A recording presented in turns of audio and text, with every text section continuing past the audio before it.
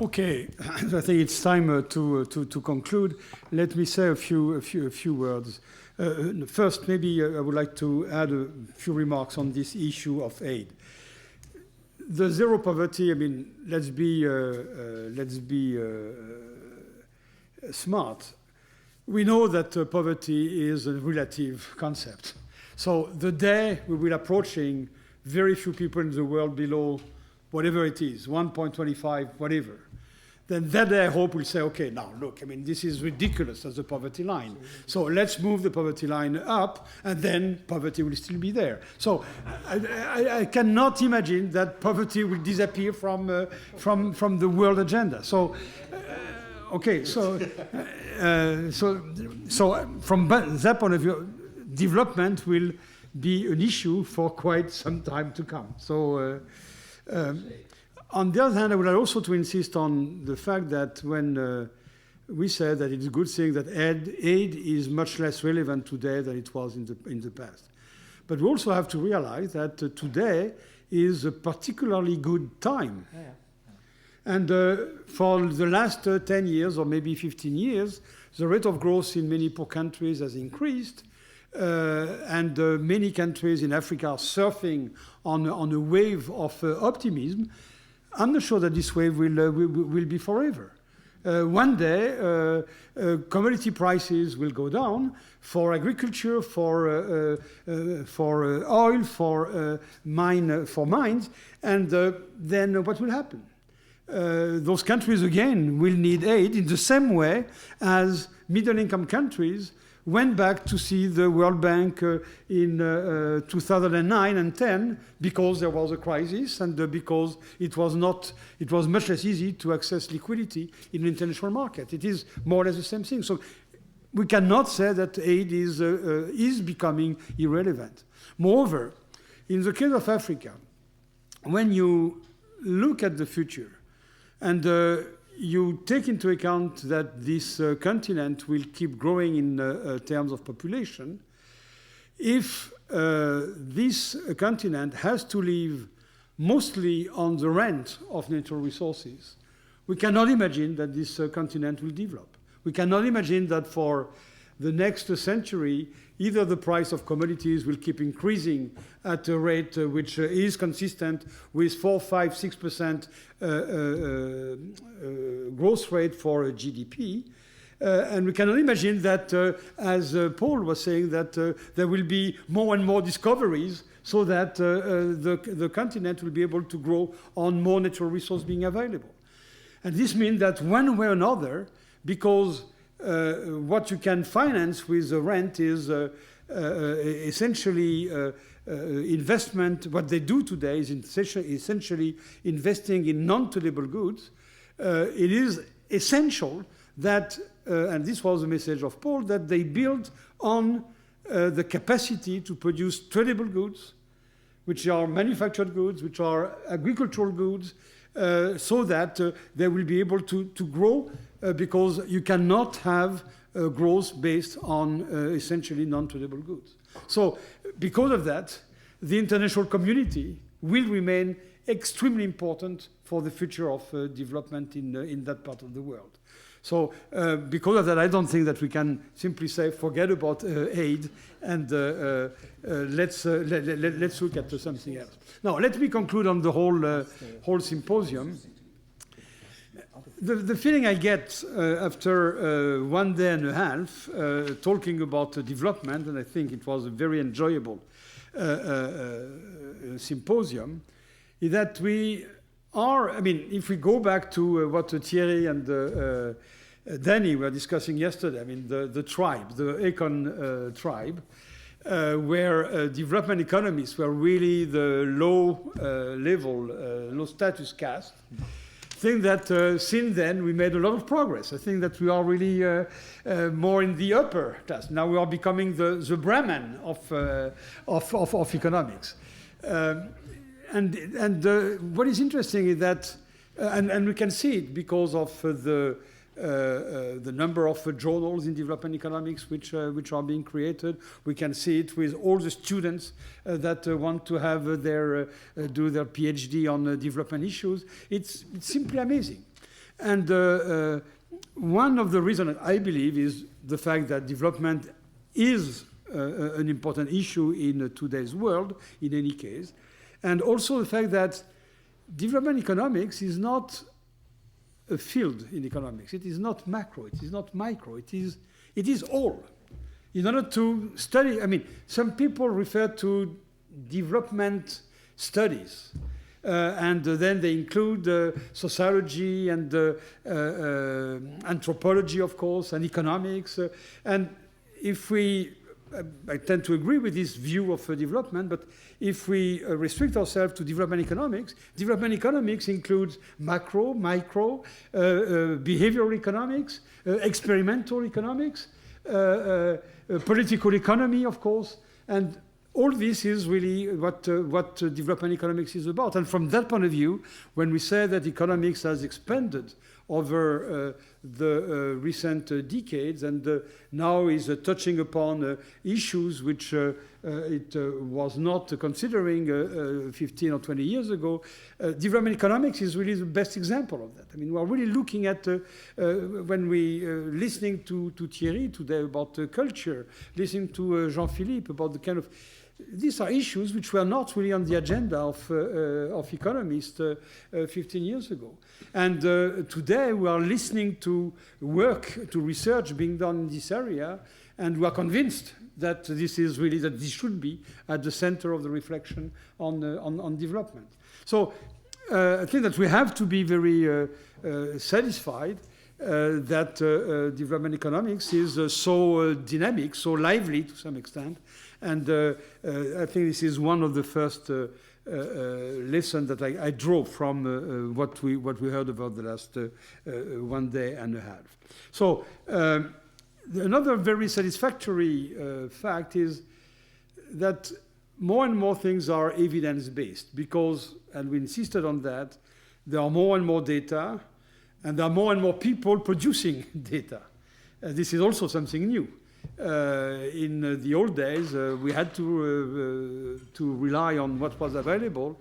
Now, with this wave of experimentation, we have more and more people, and as a matter of fact, more and more resources to collect data which correspond to a very specific question. This is very, very good. And of course, this has to be encouraged, and this is certainly helping the whole field.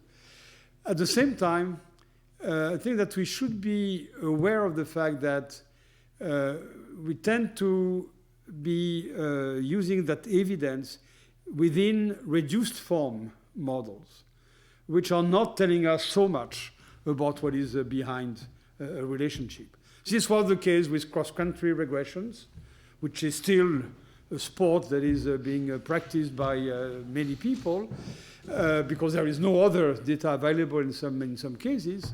But this is also true of experimental economics. I mean, people doing randomized control trials are basically using a reduced form model where you put something in one side of the box and you look at what is getting out of the box. But the box is still a black box. And from that point of view, I think that we should be very careful in using the kind of evidence, in making sure that we are also concerned by what is going on within the box and by the structural models which can explain what is going within the box. Now, another very important thing that we ended up the day talking very much about policy issues, and maybe more than in other fields in economics, development economics is really very much concerned with policy implications. And from that point of view, we certainly made a lot of progress in some areas. Stefan was mentioning the improvement in the macro policies in developing countries. I hope that it is okay that macro policies have indeed improved. And this is not a result of very favorable circumstances due to high commodity prices. When I see that Ghana and Kenya and Mozambique are getting to the markets and are borrowing money and are issuing bonds, I'm a little concerned because the time where we had to solve the debt problem of developing countries is not so far away. So I hope this is the case, but certainly development economics has been useful in reflecting about the kind of policy that had to be used, and this is true in many areas. But the final discussion that we had and the final presentations made by Stéphane and by Paul, I think should make us quite somewhat pessimistic, because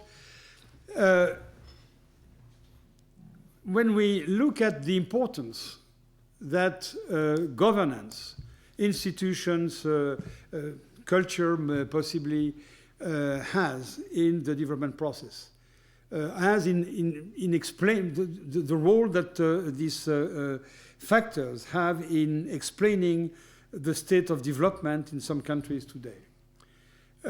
What can we do about this? I mean, should we be, as development economists, observers, and being like, yes, observers, say, okay, this is what is going on in that country.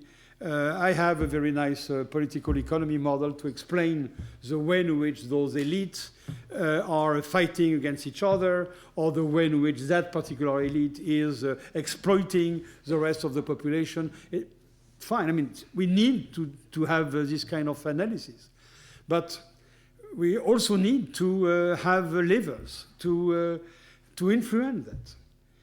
Should we stay as pure witnesses of what is going on, or shouldn't we try to influence, to intervene? And somehow, I always thought that behind development economists, there were activists, people really willing to change things. And from that point of view, the discipline, the field is extremely dynamic. A lot of things have been going on, and we have to be very satisfied with that. A lot of students are writing their dissertation on development, but on this very fundamental issue of whether it is possible, not possible, to influence the speed at which poverty, let's hope so, will be being reduced, at least with the present level of the poverty lines. We are really very, very far from the mark.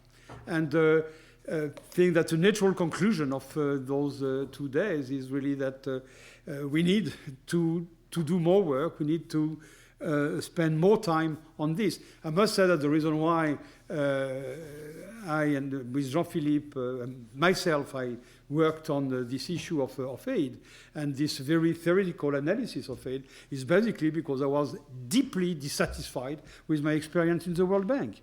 And I saw that really the way in which aid was managed was not satisfactory, that I needed to try to understand what was going on. We need much more in the profession, much more people working in this area. And last point, I was yesterday asking the panelists, what would be your recommendation if a student is asking you about a topic for his or her dissertation? Now, and there were several answers, and basically the most frequent answer was I would tell him to choose a very interesting topic and to do a very serious work. Okay, fine. But the problem, what I think is happening these days in economic research is that we have a kind of Balkanization of the research. People, and especially students, tend to work more and more on very, very focused issues. And because of that, they and we in general are losing a general perspective on development. And this is a Balkanization which is taking place at the PhD level, but the problem is that it continues for quite some time, because if you want to publish in good journals, you need to, again, to innovate in a very, very specific and very narrow, often, area. And maybe what is also missing is people who are able to get the big picture, to look at the big picture. So I think that the people who were attending and who spoke at this meeting, this symposium, were people of that type. They got the big picture. And because of that, those 2 days have been extremely interesting. But we should make sure that we don't lose sight of the big picture, and that that the whole community is going in that direction. So let me conclude by thanking again the audience, who has been quite serious in attending the various sessions. It's 6:45. It's a Friday night. There is a big game tonight. So let me thank all the speakers. They've done a wonderful job. They are fabulous colleagues, and I thank them, and they're also fabulous friends. So thank you for coming, and thank you.